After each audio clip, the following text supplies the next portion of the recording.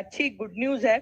आप लोगों में से काफी सारे लोग जो ये वीडियो देख रहे हैं या तो गवर्नमेंट जॉब में लग चुके होंगे या फिर गवर्नमेंट जॉब की तैयारी कर रहे होंगे। आज फाइनली कैबिनेट ने, भारत सरकार की कैबिनेट ने 8th पे कमीशन को जो है वो मंजूरी दे दी है, उसके गठन को लेकर मंजूरी दे दी है। अब 8th पे कमीशन, 8वां वेतन आयोग जो है वो बनेगा और इस 8वें वेतन आयोग के द्वारा तय की गई शर्तों के आधार पर आपकी सैलरी भी हाइक होंगी।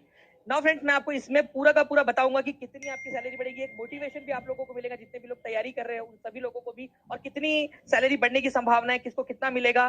ठीक है, वो सारी चीजों के ऊपर में भी हम लोग यहाँ पर में बात करेंगे। ठीक है फ्रेंड्स, देखिए सबसे पहले अगर मैं बात करूं आप लोगों को, तो आप लोग देख सकते हो कि जो है आपका कैबिनेट जो है उन्होंने क्या किया है, 8वें वेतन आयोग जो है उसके गठन को लेकर अपनी सहमति दे दी है। ये आज जो अश्विनी कुमार है, ठीक है, केंद्रीय मंत्री, उन्होंने प्रेस कॉन्फ्रेंस करके ये जानकारी दी। और पहले ये लग रहा था कि ये होगा या नहीं होगा, क्या ये इसको परफॉर्मेंस से लिंक कर दिया जाएगा, 8वां वेतन आयोग बनेगा या नहीं बनेगा, बनेगा तो कब बनेगा।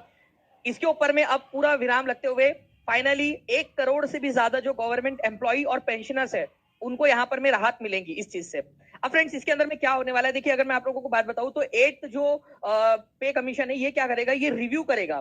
ठीक है, ये रिव्यू करेगा पूरी की पूरी चीजों को कि कितना इन्फ्लेशन हुआ है, कितना जो है महंगाई बढ़ी है, कितनी सैलरी बढ़ाने की जो है जरूरत है।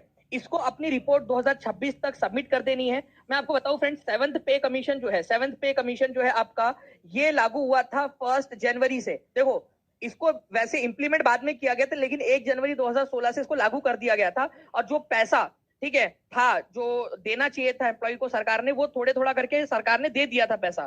ठीक है, लेकिन लागू इसको 1 जनवरी से, 1 जनवरी 2016 से किया है। और इसकी मियाद जो है फ्रेंड 2025 के अंदर में, ठीक है, 2025 में के लास्ट में खत्म हुई। ये लागू कब से होगा, ये 1 जनवरी 2026 से ही लागू होगा, जब भी आएगी इसकी रिपोर्ट।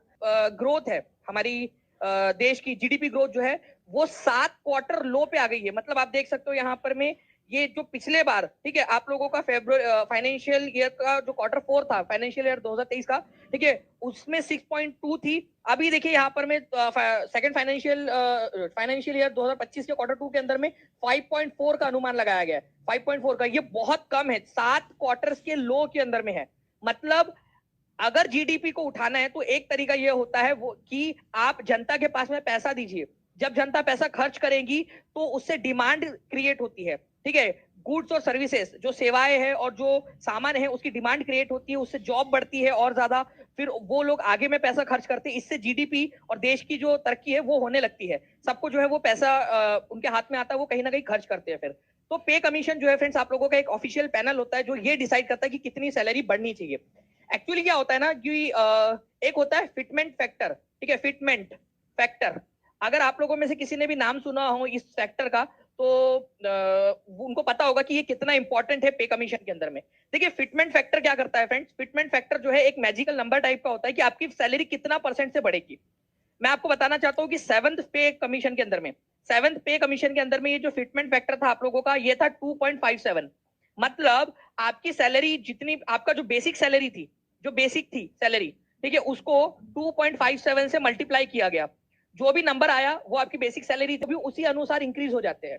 ठीक है, तो यहां पर में एक्सपेक्ट किया जा रहा है कि 1 पॉइंट जो है आप लोगों का 86 के करीब फिटमेंट फैक्टर आना चाहिए। ठीक है, 1.86, तो 186%, 2.86 फिटमेंट फैक्टर आएगा आपका, 2.86 फिटमेंट फैक्टर, तब जाके आपको ऐसा होगा कि आपकी जो सैलरी इंक्रीज होंगी वो 186% के करीब इंक्रीज होंगी। इसके अलावा जो है फ्रेंड्स, मैं आपको बताना चाहता हूं कि जो बेसिक सैलरी है, जो मिनिमम सैलरी है, पहले 7,000 हुआ करती थी 6वें वेतन आयोग के अंदर में।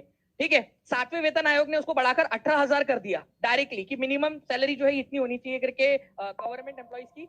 अब इसको बढ़ाकर 26 से 30,000 के बीच में लाने की उम्मीद है।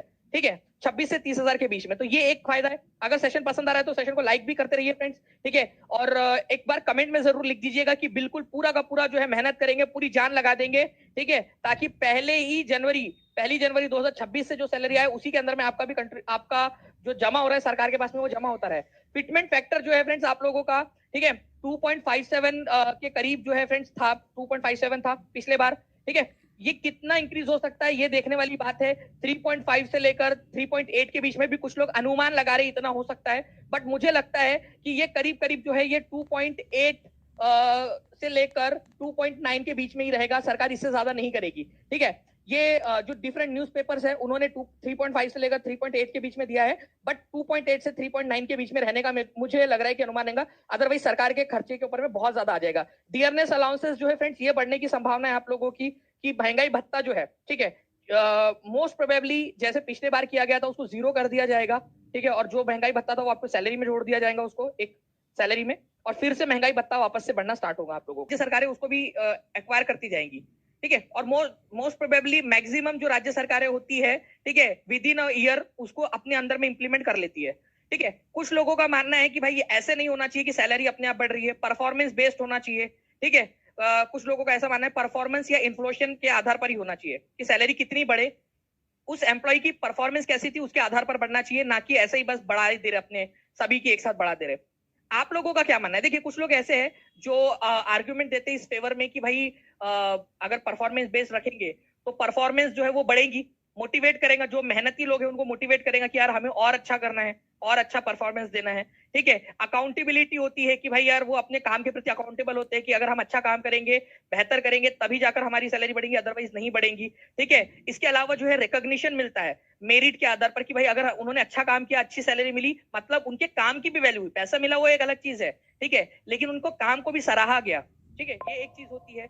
इसके अलावा जो है फ्रेंड्स, जैसे प्राइवेट सेक्टर के अंदर में एक है कि ऐसा माना जाता है कि परफॉर्मेंस बेस्ड होती है, परफॉर्मेंस हाई होता है, परफॉर्मेंस बेस्ड इंसेंटिव्स होते हैं, उस तरीके से जैसे सक्सेसफुल हुआ है परफॉर्मेंस बेस्ड इंसेंटिव्स के साथ में प्राइवेट सेक्टर के अंदर में, वैसे ही अगर सरकार में भी कर दिया जाए तो सरकार का भी जो कामकाज करने का तरीका है वो इंक्रीज हो जाएगा, उसकी एफिशिएंसी बढ़ जाएगी, ठीक है, रिसोर्सेस का यूटिलाइजेशन सही से होगा, टैक्स पेयर का जो पैसा है, मतलब सभी लोग टैक्स देते, चाहे कोई भी हो, इवन आप लोग भी कोई माचिस का डब्बा भी खरीदते हो तो भी टैक्स देते हो, तो टैक्स पेयर का पैसा सही से इस्तेमाल होगा। ये एक जो है यहाँ पर में बात कही जाती है। इसके अगेंस्ट में भी कुछ कई सारे आर्ग्यूमेंट है, ठीक है। आप लोग बताइएगा कि आप लोगों के हिसाब से क्या है, ठीक है, आप लोगों के हिसाब से कौन सा वाला सही है। जितने भी बच्चे, ठीक है, यहाँ पर में देख रहे हैं, अपनी राय जरूर दीजिएगा, और साथ ही साथ अगर आप डेली अपडेट चाहते हो सारी की सारी चीजों के ऊपर में, तो चैनल को सब्सक्राइब करके जरूर रख मिलती रहे, और जो भी बच्चे मेहनत करने वाले हैं, ठीक है, मोटिवेटेड है, ठीक है, चैनल को सब्सक्राइब करने के साथ में कमेंट में भी लिख देंगे कि सर पूरी जान लगा देंगे, ठीक है, हर एक बच्चा कमेंट के अंदर में लिख देगा, ठीक है, वो पूरी जान लगा देंगे। 1 जनवरी 2026 से जब ये लागू होगा, इसको लागू बाद में करवाया जाएगा, हो सकता है 2027 में जाकर ये लागू, लेकिन पैसा मिलना जो है आपको जो बड़ा हुआ वो 1 जनवरी से ही मिलना होगा, क्योंकि 31 दिसंबर 2025 तक ही जो है 7वें वेतन आयोग की सिफारिशें लागू रहती है, ठीक है। पैसा उतना ही मिलता रहेगा आपको 1 जनवरी 2026 से भी, बट उसका जो बचा हुआ है, जो एक्स्ट्रा पैसा है, वो आपको धीरे धीरे करके एरियर के रूप में सरकार दे देती है, जैसे 7th पे कमीशन के समय में भी दिया गया था। ओके, तो एक अच्छी अपॉर्चुनिटी है, मेहनत करिए, ठीक है। अगर मोटिवेटेड हो तो लिख दीजिएगा सर पूरी जान लगा देंगे, सभी बच्चे, हर एक बच्चा, ठीक है, यहाँ लिख दीजिए, ताकि जो है हम सेशन को लाइक कर दीजिएगा जितने भी लोग देख रहे हैं, अगर आप चाहते हो कि आप लोगों का भी सिलेक्शन जल्दी से हो जाए और आप लोग भी ऐसे आगे बढ़ते रहे। बाकी कोई भी न्यूज रहती है उसके अंदर में मैं आप लोगों को लेकर आता रहूंगा आप लोगों के लिए।